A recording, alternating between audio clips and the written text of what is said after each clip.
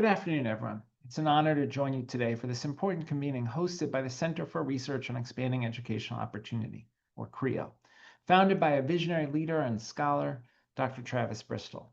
I'm deeply grateful to Dr. Bristol and the entire CREEO staff for their commitment to addressing one of the most pressing challenges in education today, ensuring that every child in every community has access to excellent and equitable teaching. As someone who's a proud product of public schools, this moment is deeply personal. I know what it means to have teachers who believe in you before you know how to believe in yourself. I know what it means to have educators who see your potential, who challenge you, nurture you, and stay with you long after you've left their classrooms. It's no exaggeration to say that public school teachers literally changed my life. I grew up in Brooklyn, in New York City, the son of two career New York City public school educators. But both of my parents passed away when I was a kid. My mom passed away in October of my fourth grade year when I was 8. After that, I lived alone with my father, who was struggling with Alzheimer's. Home was scary and unstable. I didn't know what my father would be like from one night to the next. Some nights he'd talk to me, some nights he wouldn't say a word. Some nights he'd be sad, other nights angry, even violent. As my father got more and more sick, I took on more and more responsibility for our household, figuring out how to get food in our house, how to just keep our household going. And he passed when I was 12. What saved me during that incredibly difficult period was my New York City public school teachers. In 4th, 5th, and 6th grade, I was blessed to have a teacher, Alan Osterweil, who made school a place that was safe, supportive, and nurturing. In Mr. Osterweil's class at PS 276, we read the New York Times every day.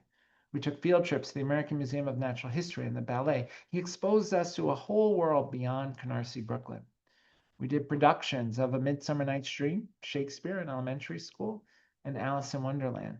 I was the rose in Alice in Wonderland with big red felt petals sticking out of my head. I remember those things so clearly because Mr. Osterweil created a space where I could be a kid when I couldn't be a kid at home. He was the kind of teacher who, when you finished a book, was there with a suggestion for the next. When you finished a math problem, he was there with another that was a little more challenging. His classroom was rigorous and it was engaging. He took seriously the role of the elementary school teacher to be his student's guide to the world. He also conveyed extraordinary care and concern for each of us. He was genuinely curious about what 9 and 10-year-olds thought about the Cold War or famine in Africa. He pushed us to think critically and to work hard, but he also coupled his high expectations with genuine love and support.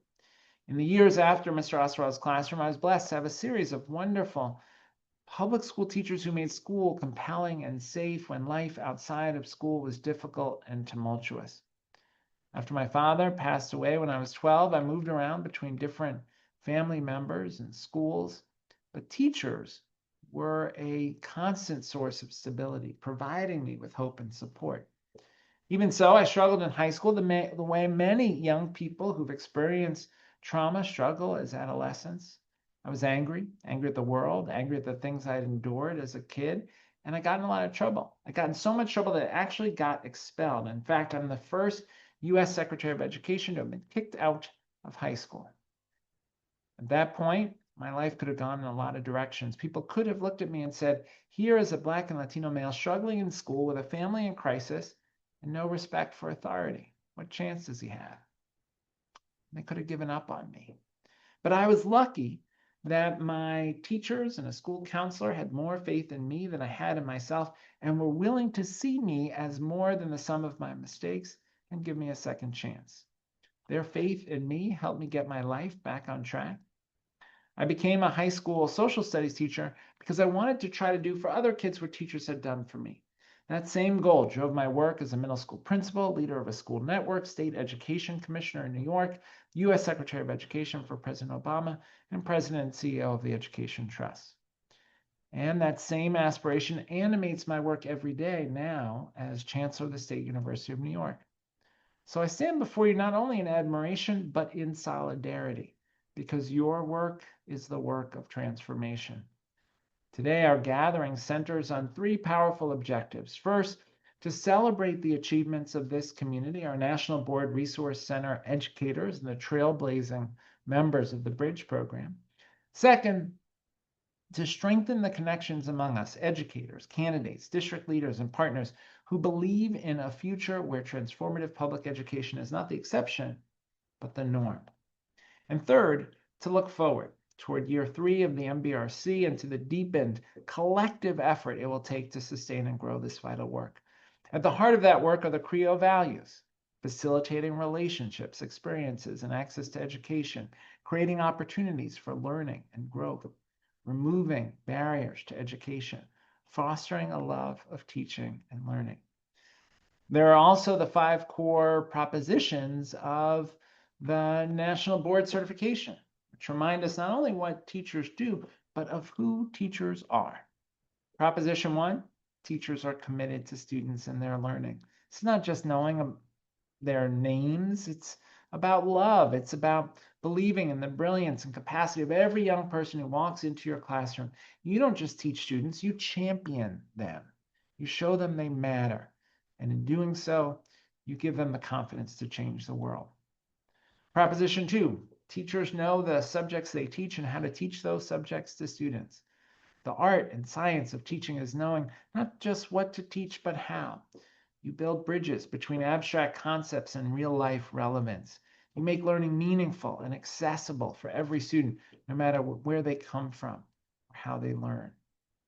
Proposition 3, teachers are responsible for managing and monitoring student learning. Accountability in its truest form is not just about proficiency in English and math or grades or graduation rates. Those are necessary, but not sufficient. It's about knowing your students well enough to understand when they're struggling and why. It's about being relentless and finding ways to help them grow.